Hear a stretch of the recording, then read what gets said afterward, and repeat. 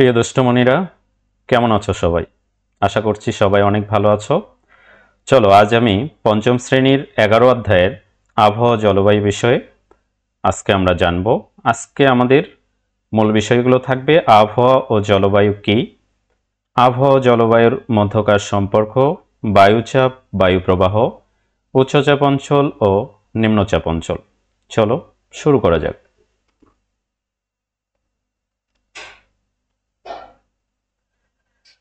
দেখো, আমরা কোন কাপড় পরবো বা কি করব তা ওই দিনের আবহাওয়া দেখে ঠিক করি।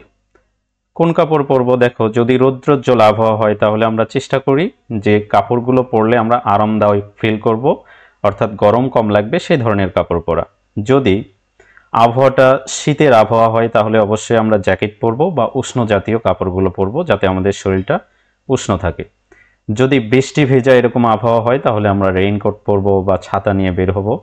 তাহলে আবহাওয়া আমাদের জীবনের ওপর কতটা প্রভাব বিস্তার করে আমরা আবহাওয়া দেখে ঠিক করি যে কোন ধরনের কাপড় পরব। ধন্যবাদ। এবার হচ্ছে আবার জলবায়ুর ধারণা কাজে লাগিয়ে কখন কোন ফসল চাষ করব তা ঠিক করতে পারি। যেমন বিষয়টা কি, যদি আমরা ধান রোপণ করতে চাই তাহলে আমরা সেটা জলবায়ুর ধারণাকে কাজে লাগিয়ে সবসময় ধান হবে না, ধানের নির্দিষ্ট যে সময়টা সে সময় করলে আমাদের ধান ভালো হবে, এটা আমরা জলবায়ুর ধারণা থেকে কাজে লাগিয়ে এই ফসলগুলো চাষ করি। যেমন এখানে বাঁধাকপির বিষয়টা দেখো, যে বাঁধাকপি যদি আমরা শীতের ভেতরে চাষ করি তাহলে ফলনটা ভালো হবে, তাহলে এটা আমরা জলবায়ুর ধারণা কাজে লাগিয়ে এইভাবে চাষাবাদ করতে পারি। যেমন সরিষা কোন সময়ে ভালো হয় তোমরা জানো যে সরিষা শীতকালে ভালো হয়। এরকম পাটের ফলনটা কোন সময়ে ভালো হয়, গ্রীষ্মকালে। তাহলে আমরা এই যে জলবায়ুর ধারণা কাজে লাগিয়ে কখন কোন ফসল চাষ করব তা ঠিক করতে পারি। তাহলে জলবায়ুটাও আমাদের জীবনে কৃষিক্ষেত্রে অনেক বেশি গুরুত্বপূর্ণ। এবার আবহাওয়া জলবায়ুর মধ্যকার সম্পর্কটা কি? প্রশ্নটা হলো যে তুমি কিভাবে আবহাওয়ার পূর্বাভাস ব্যবহার করবে। আচ্ছা, এখন এই আবহাওয়ার পূর্বাভাস ব্যবহার করার জন্য আমাদের কিছু কাজ আছে। সেটা হচ্ছে আবহাওয়ার পূর্বাভাস ব্যবহারের কি করতে হবে আমাদের। নিচের আবহাওয়ার পূর্বাভাস থেকে ঢাকায় কোন ধরনের আবহাওয়া আশা করতে পারি, নিচের আবহাওয়ার পূর্বাভাস অনুযায়ী বাংলাদেশের কোথায় তাপমাত্রা সর্বোচ্চ এবং কোথায় তাপমাত্রা সর্বনিম্ন। নিচের আবহাওয়ার পূর্বাভাস অনুযায়ী রংপুরের ভ্রমণ করার সময় তুমি কি ছাতা ব্যবহার করবে। বিষয়গুলো আমরা জানার জন্য আসলে তাপমাত্রার বিষয়টা আগে জানতে হবে আমাদের।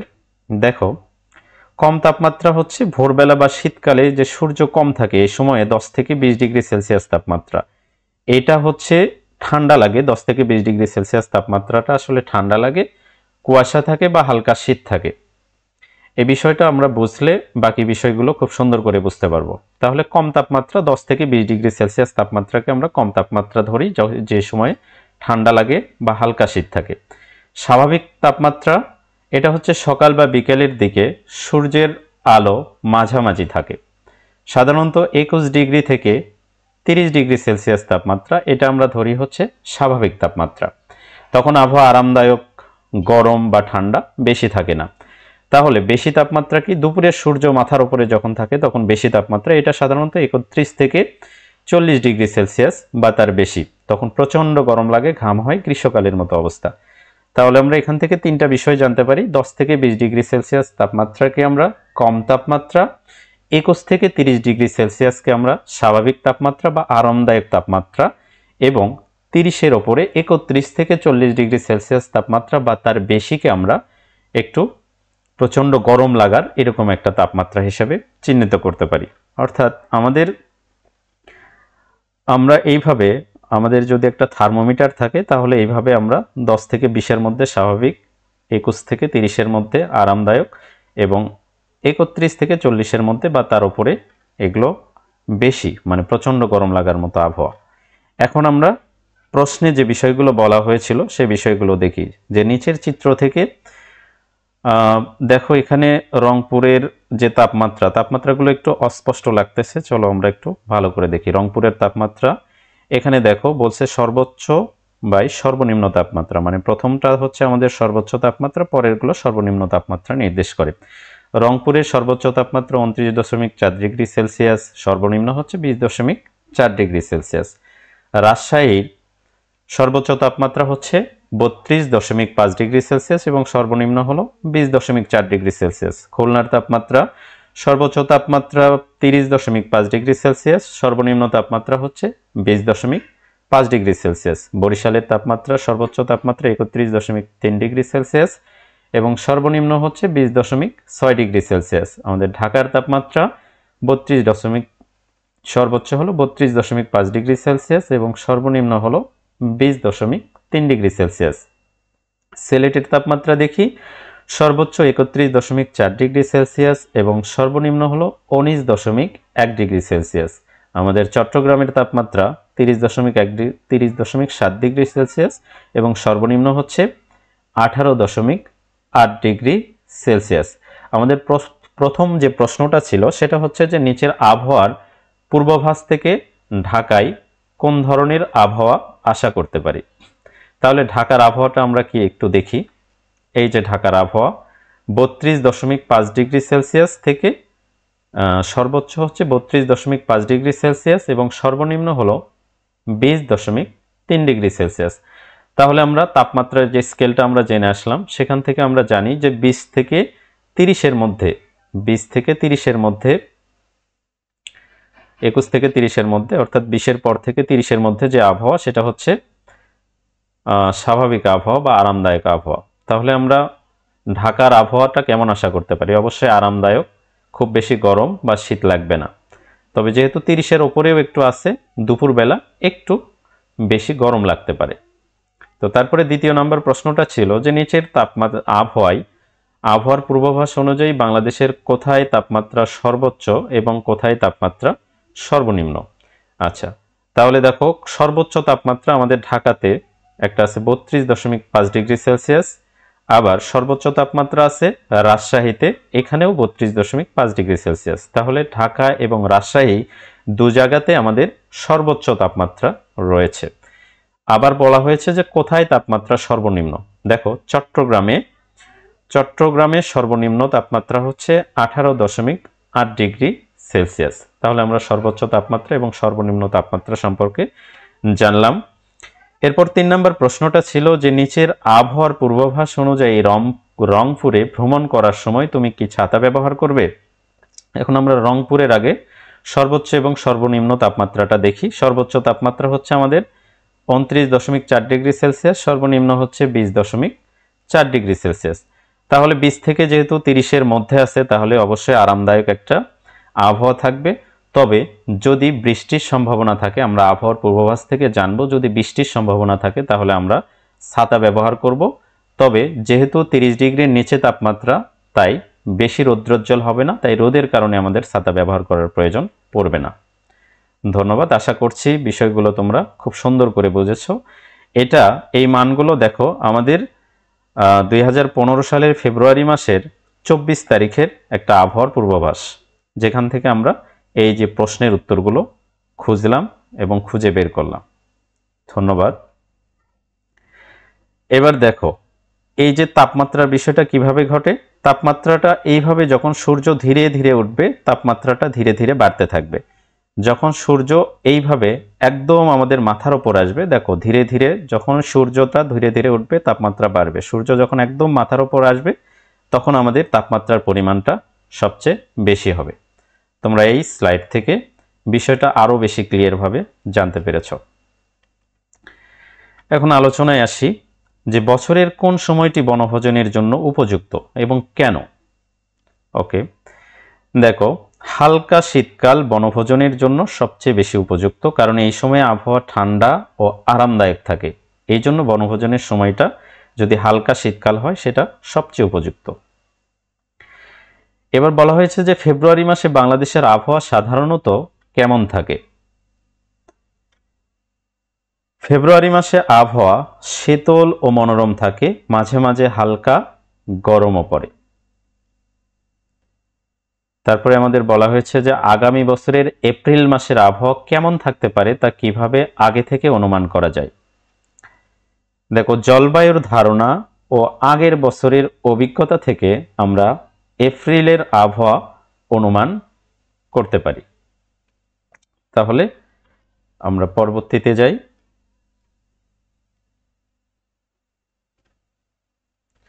সারসংক্ষেপ, আবহাওয়া। আবহাওয়া বিষয়টা কি? আবহাওয়া হলো কোনো নির্দিষ্ট সময়ে কোনো নির্দিষ্ট স্থানের আকাশ ও বায়ুমণ্ডলের সাময়িক অবস্থা।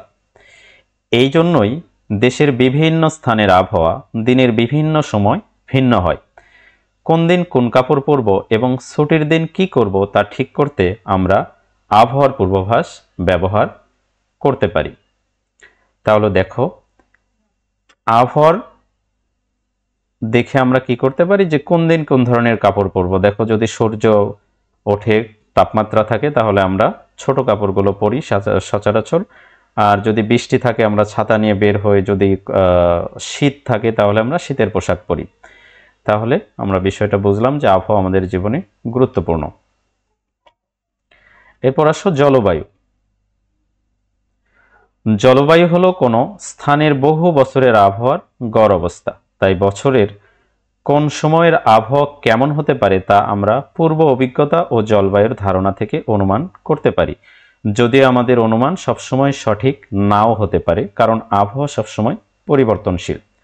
তাহলে আবহাওয়াটা হচ্ছে কোনো নির্দিষ্ট স্থানে নির্দিষ্ট সময়ে আকাশ এবং বায়ুমণ্ডলে যে অবস্থা, সেটা হচ্ছে আবহাওয়া। আর এই আবহাওয়ারই বহু বছরের যে গড় অবস্থা, সেটা হচ্ছে জলবায়ু। ওকে, দেখো, জলবায়ুর ধারণা থেকে আমরা কি বুঝতে পারি যে কোন সময়ে রৌদ্রোজ্জ্বল হবে আবহাওয়া, কোন সময়ে অধিক বৃষ্টিপাত হবে, অর্থাৎ যেমন বর্ষাকালে প্রচুর বৃষ্টিপাত হয়, সেটা আমরা আবহাওয়া জলবায়ুর ধারণা থেকে জানতে পারি। আবার গ্রীষ্মকালে অনেক রোদ হয়, সেটা আমরা জলবায়ুর ধারণা থেকে আমরা জানতে পারি। দেখো, আবহাওয়া ও জলবায়ুর মধ্যে ঘনিষ্ঠ সম্পর্ক রয়েছে, তবে আবহাওয়া ও জলবায়ু এক নয়। আবহাওয়া হলো কোনো স্থানের আকাশ ও বায়ুমণ্ডলের সাময়িক অবস্থা, আর জলবায়ু হলো কোনো স্থানের বহু বছরের আবহাওয়ার সামগ্রিক অবস্থা। তাহলে আবহাওয়া এবং জলবায়ুতে সাময়িক এবং সামগ্রিক কথাটা খুবই গুরুত্বপূর্ণ। সাময়িক অবস্থাটা হচ্ছে আবহাওয়া। তার মানে সাময়িক অবস্থা মানে এটা খুব অল্প সময়ের মধ্যে পরিবর্তনশীল, আর সামগ্রিক অবস্থা, বহু বছরের সামগ্রিক অবস্থা হলো জলবায়ু, যেটা সহজে পরিবর্তন হবে না। বাংলাদেশের জলবায়ু অনুযায়ী বর্ষা শুরু হয় জুনের মাঝামাঝি, সেটা বাংলা মাসে হিসাব করলে আষাঢ়ের শুরুতে, এবং শেষ হয় আগস্ট মাসে, যেটা বাংলা মাস অনুযায়ী শ্রাবণ ভাদ্র মাসে। বর্ষায় বৃষ্টি শুরুর সময় প্রতি বছরই পরিবর্তিত হয়, তবে বর্ষা ঋতু শুরু হওয়ার সম্ভাব্য সময়টি আমরা জলবায়ুর ধারণা থেকে পাই। আচ্ছা, তাহলে আমরা বুঝলাম যে আবহাওয়া এবং জলবায়ুর বিষয়ে সম্পর্কটা কি।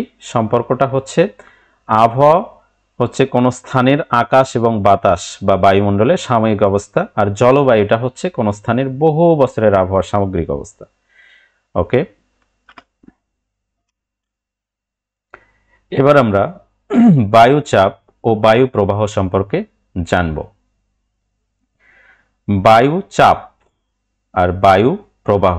বায়ুচাপটা আমরা সোজা কথায় বলতে পারি যে বায়ু তার ওজনের কারণে যে চাপ দেয়, সেটা বায়ুচাপ। আর বায়ু প্রবাহ হচ্ছে বায়ু এক স্থান থেকে যে অন্য স্থানে যায়, এক স্থান থেকে অন্য স্থানে প্রবাহিত হয়, সেটাই হচ্ছে বায়ু প্রবাহ। আমরা আমাদের বইয়ের বিষয়টা জানি যে বায়ু তার ওজনের কারণে ভূপৃষ্ঠের উপর যে চাপ প্রয়োগ করে, তাই বায়ুচাপ। বায়ু উচ্চচাপ অঞ্চল থেকে নিম্নচাপ অঞ্চলে প্রবাহিত হয়। এখানে দুইটা খুবই গুরুত্বপূর্ণ কথা বলা হয়েছে। একটা হচ্ছে বায়ুচাপ, বায়ু তার ওজনের কারণে ভূপৃষ্ঠে যে চাপ দেবে সেটা হলো বায়ুচাপ। আর বায়ুর ধর্মটা কি, এটা সব সময় উচ্চচাপ অঞ্চল থেকে নিম্নচাপ অঞ্চলের দিকে প্রবাহিত হয়। দেখো, বায়ুচাপ কেন গুরুত্বপূর্ণ। এই যে আমরা বিভিন্ন টায়ার, সেটা হতে পারে গাড়ির টায়ার, হতে পারে মোটর সাইকেল, বা হতে পারে সেটা সাইকেল, এগুলোর টায়ারে দেখো এই যে বায়ু দিয়ে আমরা চাপ প্রয়োগ করি, যার ফলে এই টায়ারগুলো ফুলে ওঠে। এই বায়ুর যদি ওজন না থাকতো তাহলে এটা কিন্তু চাপ প্রয়োগ করতে পারতো না, তাহলে তোমরা বুঝতে পারতেছো যে বায়ুচাপ কতটা গুরুত্বপূর্ণ আমাদের দৈনন্দিন জীবনে। বায়ুর উচ্চচাপ ও নিম্নচাপ কিভাবে সৃষ্টি হয় সেটা আমরা একটা পরীক্ষার মাধ্যমে জানব। আমাদের কি কাজ করতে হবে? আমাদের বালি ও পানি গরম করতে হবে। তো কি করতে হবে? প্রথমে বলা হয়েছে যে একটি ট্রে 1 সেন্টিমিটার পুরু বালি ও অন্য একটি ট্রে 1 সেন্টিমিটার গভীর পানি দ্বারা পূর্ণ করি। আচ্ছা, আমরা দুইটা ট্রে নিব, একটাতে বালি আর একটাতে পানি। আমরা দুইটা ট্রে নিলাম, এটাতে হচ্ছে বালি আর এটাতে পানি, যেটার পুরুত্ব এটা 1 সেন্টিমিটার, এটাও 1 সেন্টিমিটার। তারপরে বলা হয়েছে যদি সম্ভব হয় বালি ও পানি পূর্ণ ট্রে দুইটিতে থার্মোমিটার রাখি। ওকে, আমরা থার্মোমিটার রাখলাম, দুইটা ট্রেতে আমরা থার্মোমিটার রাখলাম।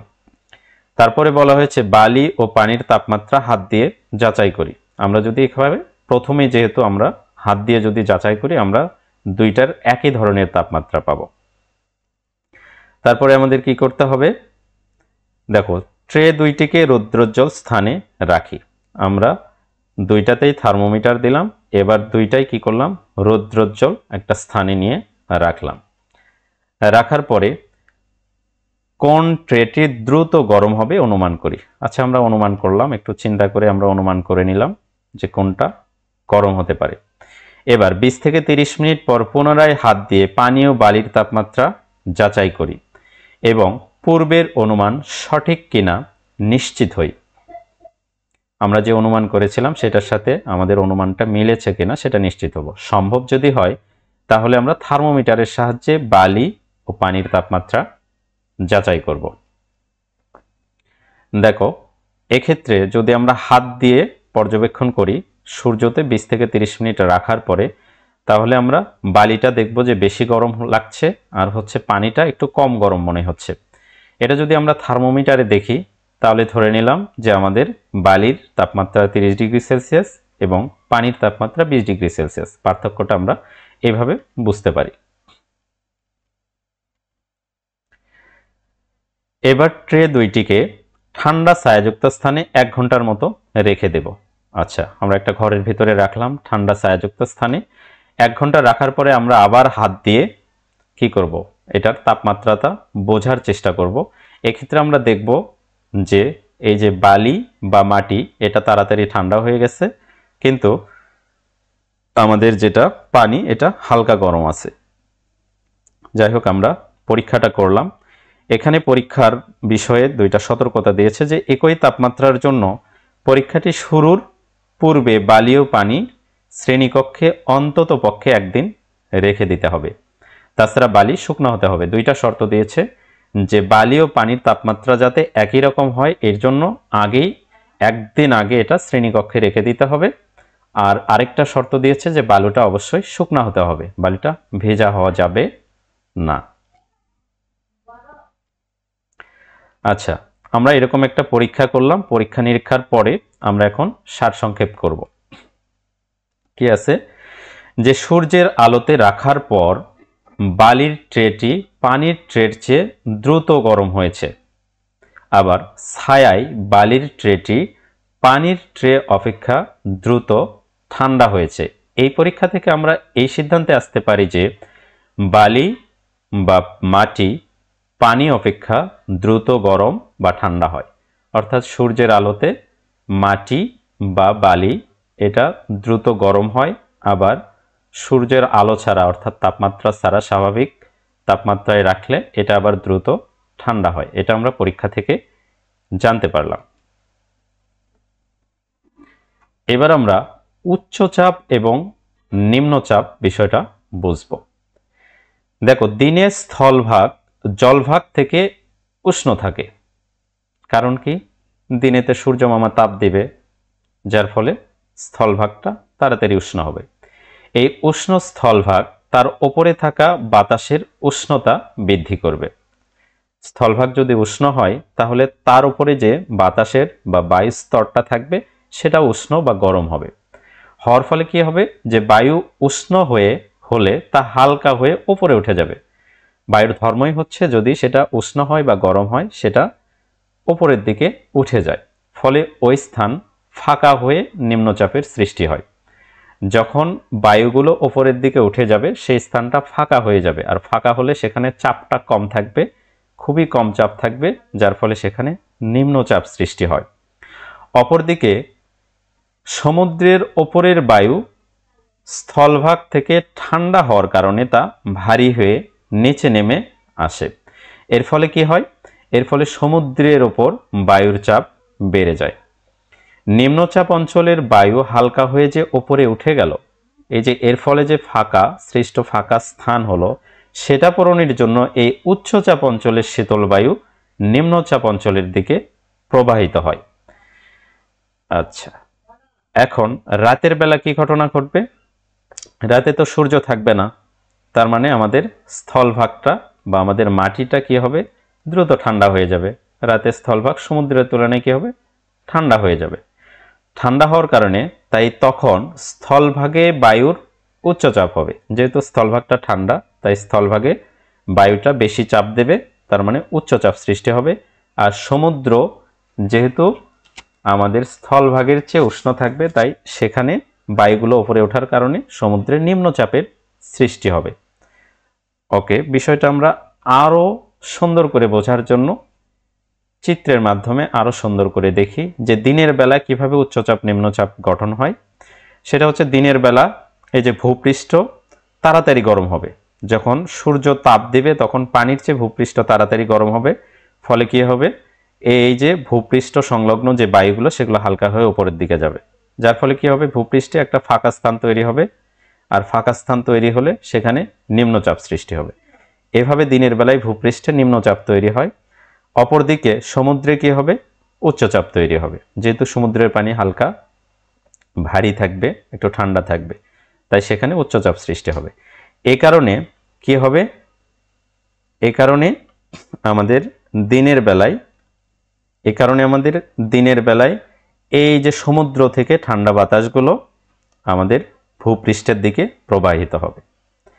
চিত্রের মাধ্যমে বিষয়টা তোমরা আরো বেশি বুঝতে পেরেছ। এবার রাতের বেলায় কি ঘটনা ঘটবে? দেখো, রাতের বেলায় সূর্য থাকবে না। এই সময়ে আমাদের এই যে সমুদ্রপৃষ্ঠটা কি হবে? সমুদ্রপৃষ্ঠটাই গরম থাকবে। ফলে এই সমুদ্রপৃষ্ঠে সংলগ্ন যে বায়ুগুলো থাকবে সেগুলো হালকা হবে। হালকা হয়ে কি করবে? ওপরের দিকে যাবে। ফলে এখানে একটা ফাঁকা স্থান তৈরি হবে। তার মানে ফাঁকা স্থান তৈরি হলে সেখানে বায়ুর চাপটা কমে নিম্নচাপ সৃষ্টি হবে। আর ভূপৃষ্ঠে কি হবে? স্থলভাগে তার উল্টা ঘটনা ঘটবে, অর্থাৎ এখানে বায়ুটা একটু হালকা ভারী হবে। এখানে বায়ু ভারী হওয়ার কারণে সেখানে উচ্চচাপ সৃষ্টি হবে। এ কারণে কি হবে? রাতের বেলায় ভূপৃষ্ঠ থেকে বাতাস সমুদ্রের দিকে যাবে। ভূপৃষ্ঠ থেকে বাতাসটা কোন দিকে যাবে? সমুদ্রের দিকে প্রবাহিত হবে।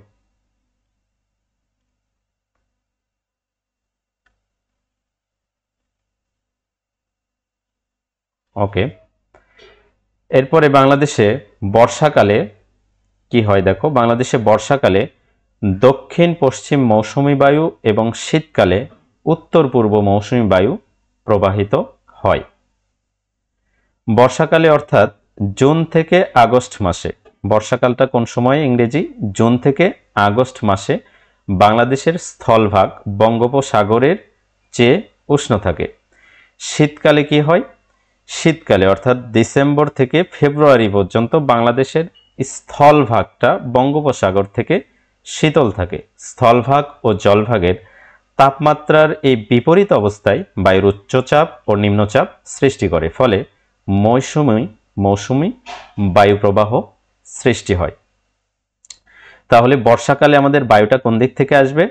বায়ুটা আসবে হচ্ছে দক্ষিণ পশ্চিম মৌসুমী বায়ু। দক্ষিণে আমাদের কি আছে? বঙ্গোপসাগর। তার মানে বঙ্গোপসাগরের এদিক থেকে যদি আমাদের বর্ষাকালে বায়ু আসে, তাহলে সেই বায়ুতে প্রচুর জলীয় বাষ্প থাকবে এবং প্রচুর বৃষ্টি হবে। শীতকালে কি হয়? উত্তর পূর্বটা কোথায়? উত্তর পূর্বটা হচ্ছে আমাদের সিলেটের এদিকে। এদিকে কি আছে? এদিকে আমাদের নেপালের মাউন্ট এভারেস্ট আছে। এখান থেকে কি আসবে?